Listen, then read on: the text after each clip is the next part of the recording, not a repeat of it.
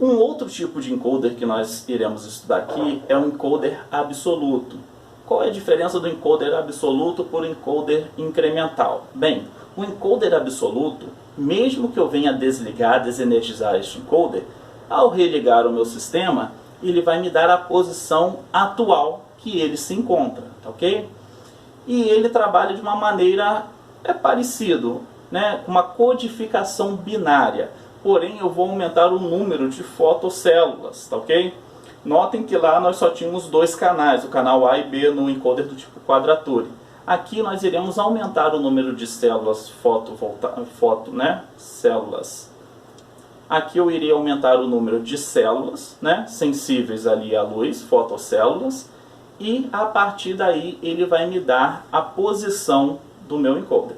Notem como que ele funciona. Ó. Existe uma codificação binária e dependendo da posição que o meu robô venha a estar, ele vai me dar uma codificação. Como que isso funciona? É simples. Ó. Estão vendo aqui, aqui eu tenho 1, 2, 3, 4, 5 sensores. Tá? O emissor de um lado e o sensor do outro. Se eu tenho 5 sensores, ele vai me dar uma resolução. Tá, ok? Se eu tenho 3 sensores, a resolução é menor. Se eu tivesse 2 sensores, só vai diminuindo a resolução, tá ok? Vamos lá. A resolução seria o seguinte, o número de sensores que eu tenho, né, 2 elevado ao número de sensores que eu possuo. Por que 2 elevado ao número de sensores que eu possuo no meu encoder? Porque o sinal ele é binário. Exemplo, se eu tiver 3 sensores, 2 elevado a 3 é igual a 8. Significa que o meu sensor vai conseguir me dar 8 variações possíveis. Se eu tenho 360 graus em uma volta completa, 360 dividido por 8 dá 45 graus. Significa que a minha resolução será de 45 graus. Isso significa o que para mim? Eu só irei conseguir computar, né, a minha variação de 45 em 45 graus. Ah, Edson, e quando ele passar, por exemplo, de 45 graus? Vai ser a minha incerteza. Por exemplo, quando inicia, ele pode estar entre 0 e 45 graus, que eu não vou conseguir detectar aquela faixa de movimento, tá ok? Se eu conseguir aumentar o número, né, de sensores, de fotossensores, fotocélulas, eu consigo aumentar a minha resolução e diminuir este intervalo angular de leitura, tá ok? Continuando então aí, vamos ver aqui como que ele funciona.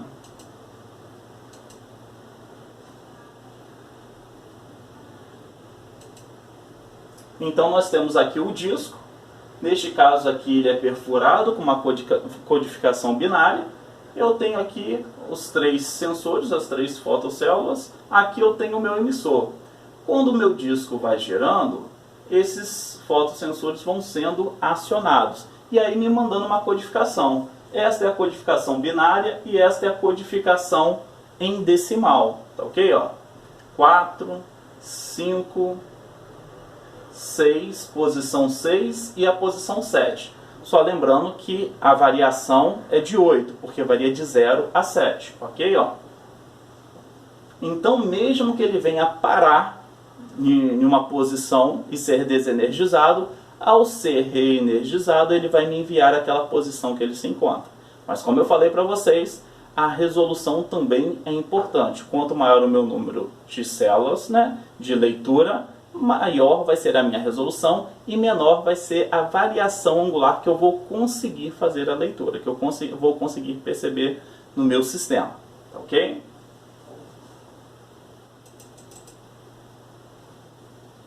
Bem, se vocês quiserem aumentar a resolução, basta fazer o quê? Aumentar o número de sensores. Aqui eu tenho 1, 2, 3, 4, 5, 6, 7, 8, 9, 10, 11, 12 sensores de leitura. Qual seria a minha resolução? 360 graus dividido por 2 elevado a 12, tá ok? Seria a resolução deste encoder aqui absoluto, ok? Um outro sensorzinho aí que vocês irão trabalhar, sensor de torque. O sensor de torque, ele serve, por exemplo, para saber se vocês, ao realizar uma tarefa, se o elemento final lá, do manipulador de vocês, a ferramenta de trabalho, se ela encostou no ponto de realização da tarefa, se encostou na peça, ok? Esse sensor de torque também serviria, por exemplo, para a realização de uma tarefa de aperto de parafusos, né, em um cabeçote de um motor, né? Teria a sequência que ele teria que fazer o aperto, ainda teria o torque que ele teria que fazer em cada sequência, né, de aperto.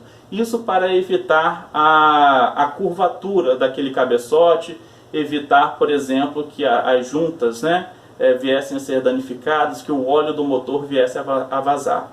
Então esta qualidade, por exemplo, na construção, né, na montagem de um motor, dependeria do robô executar com perfeição essa tarefa. E ele consegue, mas para conseguir ele precisaria ter um sensor de torque para saber se a tarefa está sendo executada de maneira correta, ok? E aí nós podemos construir um sensor desse de torque, por exemplo. Ele pode ter lá um material esponjoso que com a deformação dele, né, venha mudar a resistência deste material. E aí nós sabemos, né, se nós temos uma resistência variável conhecida, associada a um circuitinho elétrico com uma resistência fixa e uma tensão de alimentação também conhecida, nós conseguimos, a partir da variação de tensão, aquele divisor de tensão, nós conseguiríamos determinar qual seria a resistência daquele material naquele momento. E se eu sei a resistência, também saberia, eu conseguiria determinar o valor da pressão naquele ponto, ok? Do torque que está sendo feito naquele momento. Só lembrando aí que torque, né, vai depender ali do raio que vocês estão trabalhando e a força tangencial àquele ponto, ok? Então pode ser muito utilizado aí para diversas tarefas a serem realizadas, tá, pelo nosso robô. Sensorzinho de torque. A saída deste sensor de torque, né, a saída deste sinal, pode ser uma saída binária, né? Por exemplo, dando a informação se você encostou na peça ao qual você vai realizar o trabalho ou não, como pode ser uma saída analógica, ele pode ir informando a intensidade deste torque, ok? Vai depender do modelo de sensor que vocês estarão trabalhando. Um outro sensorzinho aqui é o sensor de pressão, ok? Por exemplo, quando eu encosto na peça, eu poderia ter um sensorzinho lá de pressão, né, para saber se a pressão que eu estou efetuando na peça também seria adequada, ok? Este sensor de pressão aqui, por exemplo, da nossa imagem aqui, do nosso exemplo, seria para medir a pressão de um fluido, tá? Como que eu consigo fazer a medição da pressão de um fluido? Nós sabemos, né, quando nós estudamos física, que a cada 10 metros de coluna de água, isso aproximadamente, arredondando, tá, pessoal? Eu tenho uma pressão, né, de 1 atm, né, além da pressão atmosférica, né, isso fazendo o nosso diferencial. Então, se eu tenho um sensorzinho desse aqui, que eu sei qual é a deformação que ele vai sofrer, neste caso aqui ele tem uma membrana que sofre uma deformação, e a partir daí eu vou ter um sinal elétrico, né, através de um circuitinho, eu vou ter um sinal elétrico proveniente, e a partir daí eu consigo saber qual é a variação de pressão que eu tenho naquele momento, tá?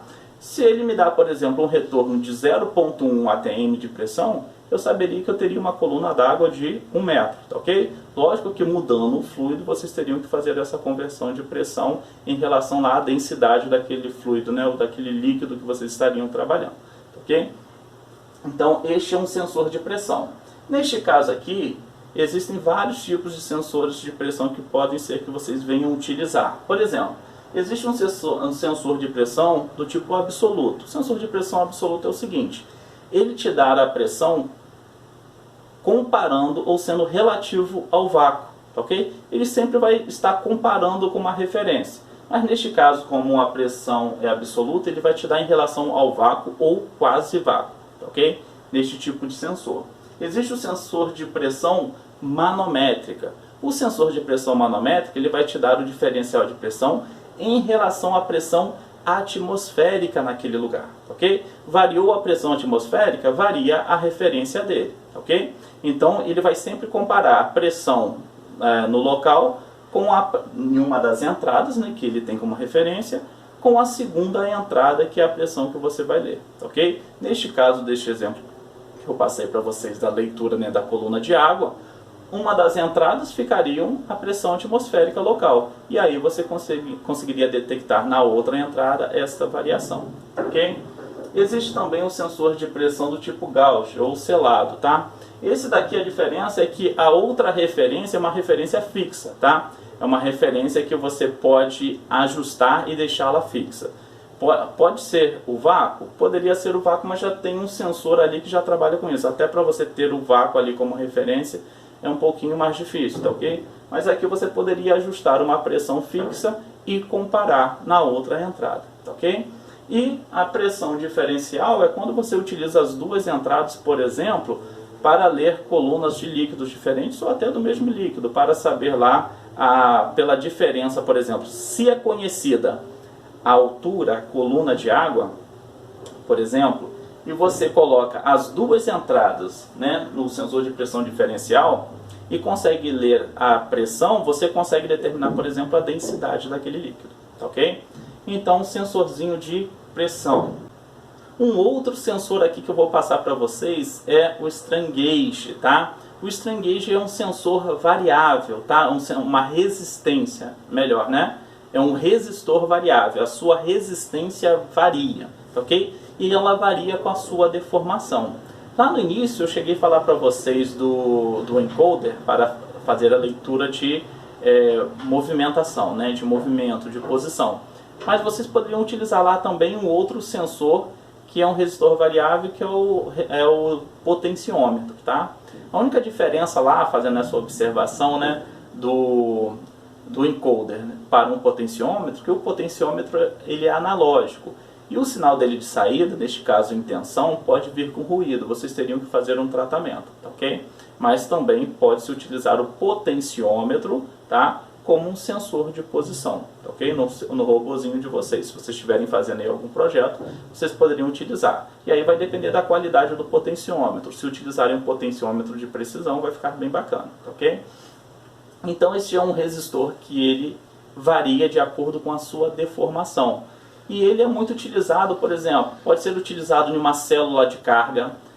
Como que eu sei qual é a carga que o meu manipulador está pegando naquele momento, que ele está manipulando, que ele está erguendo? Bem, se eu coloco uma célula de carga, essa célula de carga vai sofrer uma deformação.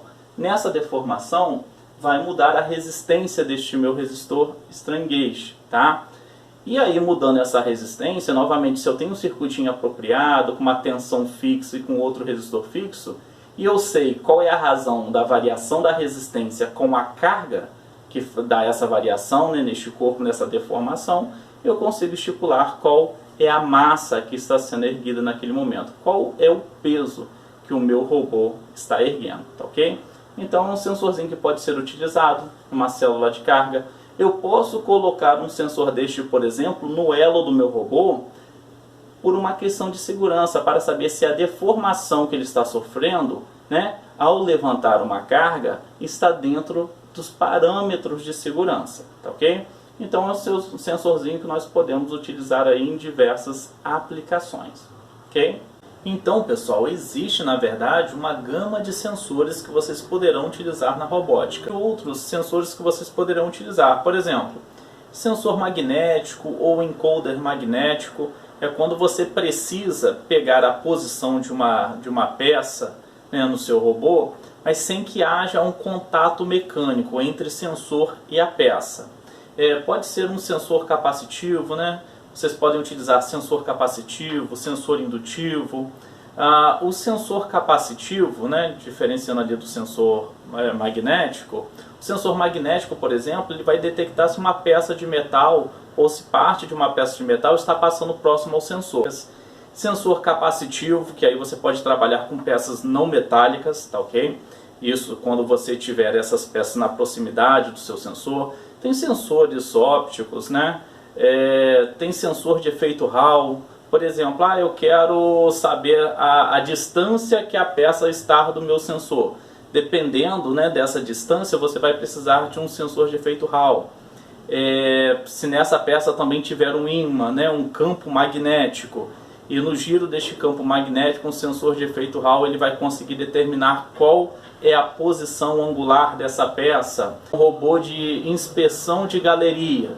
Esse robô vai precisar ter lá um sensor para CO2, um sensor para um gás inflamável, por exemplo. Então é uma série de sensores que vocês poderão utilizar na robótica.